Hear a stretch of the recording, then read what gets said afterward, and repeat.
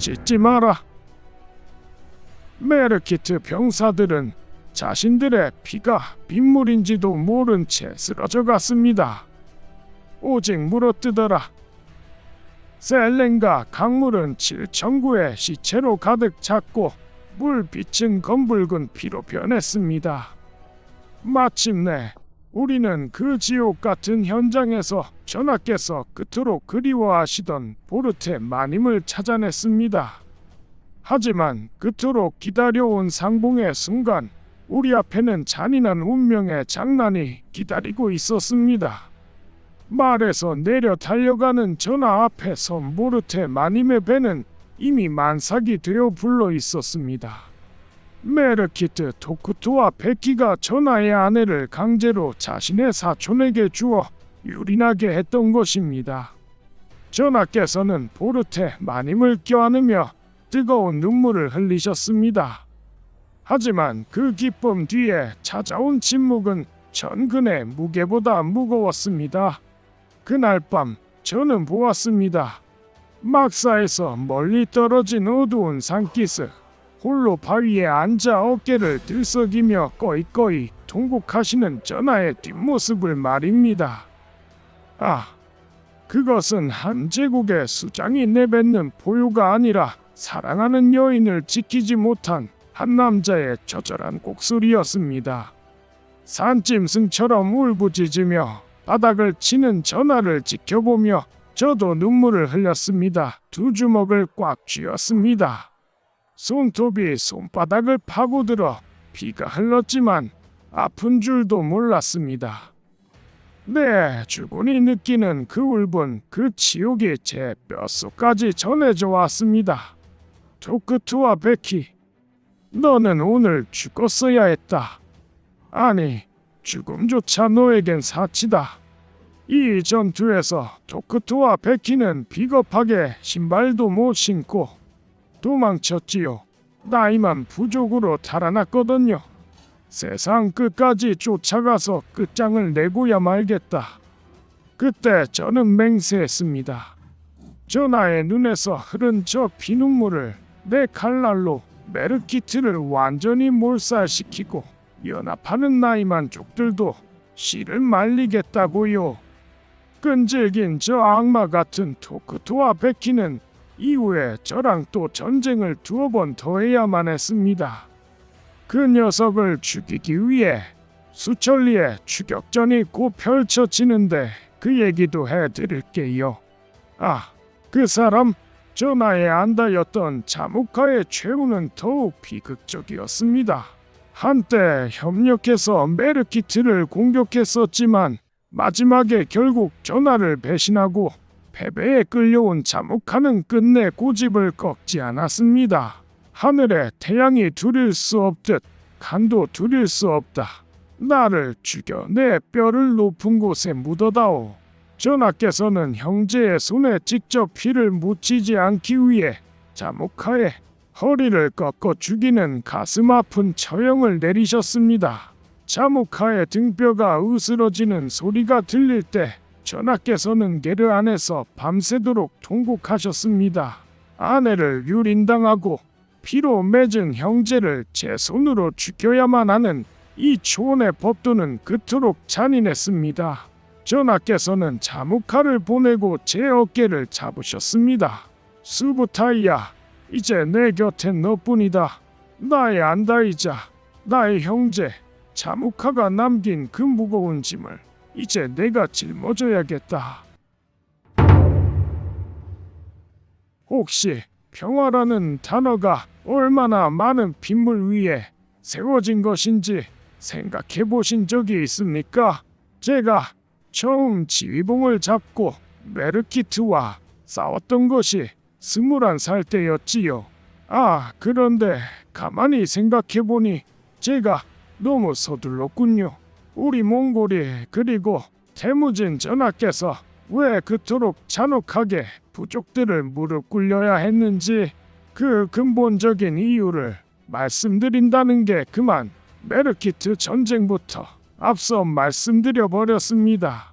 이야기는 전하의 증조부이신 안바가 이 칸의 시대까지 거슬러 올라가야 합니다. 그것이 우리 몽골인들의 가슴에 박힌 첫 번째 대못이었으니까요. 당시 초원은 여진족이 세운 금나라, 이후에 그들의 후손이 후금 그 이후에 이름을 바꿔 청나라가 되었지요. 이 못된 금나라의 이간질에 몽골 모든 부족들이 모두가 놀아나고 있었습니다. 금나라는 우리 부족들이 하나로 뭉치는 것을 두려워해 금나라 국경 인근에 사는 타타르족을 앞잡이로 삼아 우리를 공격하게 했지요. 안바가이 칸께서는 타타르에게 속아 금나라로 압송되셨고 그곳에서 나무로 만든 나귀에 사지가 못 박히는 처참한 죽음을 맞이하셨습니다. 그분은 숨이 넘어가는 순간에도 부르짖으셨습니다. 내 손가락 10개가 다 닳아 없어질 때까지 원수를 갚아라. 내 손톱이 빠지더라도 타타르와 금나라의 숨통을 끊어라. 이것은 유언이 아니라 저주였습니다. 전하께서는 그 저주를 가슴에 품고 자라셨지요. 타타르 정벌은 단순히 영토를 넓히는 전쟁이 아니었습니다. 그것은 100년 묵은 피해 복수였습니다. 온갖 나쁜 짓을 벌리고 몽골 민족을 수백 년간 말살하려 했던 금나라는 우리 몽골 모든 부족, 당시 30여 개 부족의 공통적인 공공의적 1호인 셈이지요. 하지만 그 비비린내 나는 복수극의 한가운데에도 운명적인 사랑은 피어났습니다. 바로 전하의 평생의 안식처였던 옹기라트 부족 이야기입니다. 전하께서 9살 때였지요. 아버지 예스게이의 손을 잡고 신부감을 찾아 나선 길에 만난 10살 소녀 보르테 마님. 옹기라트 사람들은 예로부터 전쟁보다는 아름다운 미인을 많이 배출해 정략 결혼을 통해 부족을 오랫동안 보존해온 아주 평화롭고 지혜로운 사람들이었습니다. 몽골 남자들은 옹기라트 여인과 결혼하지 않으면 장부가 아니라고 했을 정도로 미인 왕후를 많이 배출한 부족이랍니다. 칸의 아버지도 칸 전하 본인도 당시 초원의 남자들은 여자를 볼 때 아주 까다로운 기준이 있었습니다. 얼굴은 보름달 같아야 하고 눈동자는 칠흑 같아야 하며 무엇보다 발목이 가늘고 곧아야 한다고 했습니다. 발목이 가늘어야 말을 잘 타고 먼 길을 걷는 초원의 삶을 견디는 강인한 생명력이 있다고 믿었기 때문입니다. 전하께서는 보르테 마님을 처음 본 순간 그 가느다란 발목과 당당한 눈빛에 영혼을 뺏기셨지요. 하지만 그 달콤한 정략 정혼의 기쁨도 잠시 아버지가 돌아오는 길래 타타르인들에게 속아 독살당하며 전하의 삶은 지옥으로 변했습니다. 가문이 몰락하자 친척이었던 타이치우드 부족은 전하를 짐승처럼 대했습니다. 그들은 전하의 목에 무겁고 투박한 나무 칼인 강을 씌웠습니다. 고개를 제대로 들 수도 누울 수도 없는 고문이었지요. 전하께서는 그 무거운 칼을 쓰고 밤마다 깨짖는 소리를 들으며 공포에 떠셨습니다. 하지만 기적 같은 탈출의 순간이 있었지요. 축제가 벌어져 감시가 소홀해진 틈을 타 전하께서는 목에 씌워진 나무 칼로 감시병의 머리를 내리치고 우는 강으로 뛰어드셨습니다. 물속에서 고만 내놓고 숨죽여 기다리던 전하. 그때 마리에서 물속에 있는 전하를 발견하고도 모른 채하고 숨겨준 이가 바로 소르칸 시라였습니다. 소르칸 시라는 나중에 칭기즈 칸 전하를 평생 곁에서 보필하게 되었지요. 살아남아라 태무진, 살아서 저들을 무릎 꿇려라. 그날의 차가운 물속에서 전하의 복수심은 얼음처럼 단단해졌던 것입니다. 훗날 자신에게 화살을 쏘았던 타이치우드의 장수 제배를 사구, 즉 네 마리의 개로 받아들인 것도 원수조차 도구로 쓰는 대장장이의 마음을 가지셨기 때문입니다.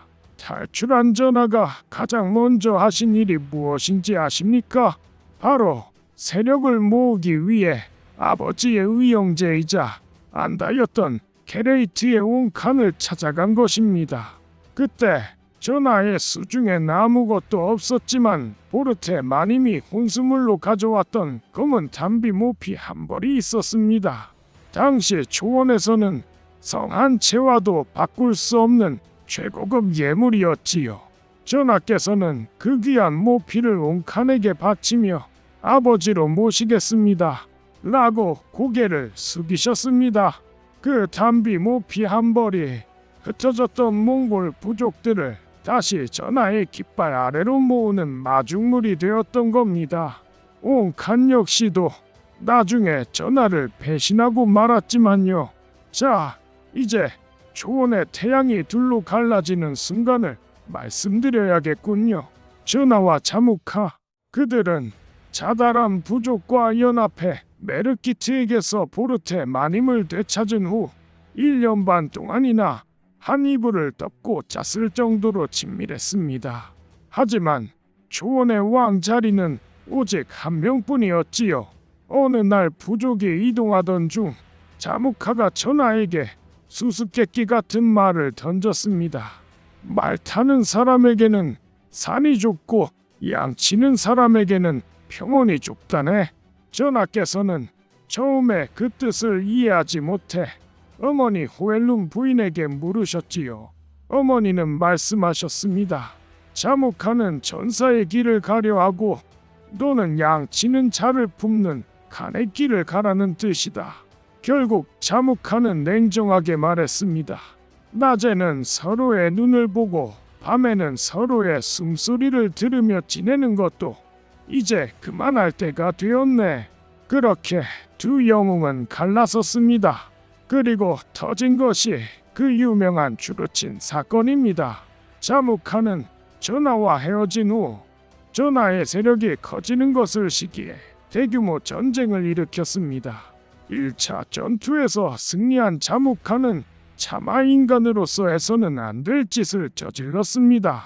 자신을 배신하고 태무친에게로 간 과거 자신의 부하들 70명을 거대한 가마솥 앞에 세웠습니다. 그리고 그 속에 산채로 사람들을 집어넣고 물을 끓이기 시작했습니다. 70명의 전사가 뜨거운 물 속에서 살이 익어가는 비명을 지르며 죽어갔고 자무카는 그 모습을 보며 술을 마셨습니다. 저는 그때 보았습니다. 전하의 눈이 빛빛으로 변하는 것을요. 자무카, 내가 감히 내 사람들을 삶아 죽였느냐? 내 맹세아마, 내가 끓인 그 물보다 더 뜨거운 피로 초원을 적셔주마. 이 배신과 광기의 현장은 오히려 흩어져 있던 민심을 전하께로 모으는 결정적인 계기가 되었습니다. 사람을 삶아 죽이는 지도자보다는 고통과 전리품을 공평하게 나누는 태무진에게 가야겠다. 자무카 밑에 있다가는 언제 삶아 죽을지 모르겠어. 우리 모두 자비롭고 공정한 지도자 칭기즈 칸에게 가자. 서쪽의 강자 나이만족 역시 우리를 냄새나는 짐승이라 멸시하며 오만하게 굴었습니다. 그들의 왕비 그룹의 수는 우리 몽골 전사들의 손을 씻을 물조차 아깝다고 비웃었지요. 온 칸의 케레이트 역시 금나라로부터 금으로 된 술잔을 선물로 받고 그 탐욕에 취해 우리를 배신했고 결국 전하와 저는 발주나 호수의 비릿한 흙탕물을 마시며 복수를 다짐해야 했습니다. 이것이 제가 겪은 초원의 민낯입니다. 배신이 배신을 낳고 복수가 복수를 낳는 사람 목숨을 파리 목숨보다 하찮게 여기는 이 빗물 같은 몽골 초원. 가장 사랑했던 형제가 가장 잔인한 도살자가 되는 곳. 내 아내가 언제 남의 아내가 될지 모르고 내 아버지가 언제 나무 나귀에 못 박힐지 모르는 곳. 이제 저는 이 모든 원한을 갚기 위해 칼을 뽑으려 합니다.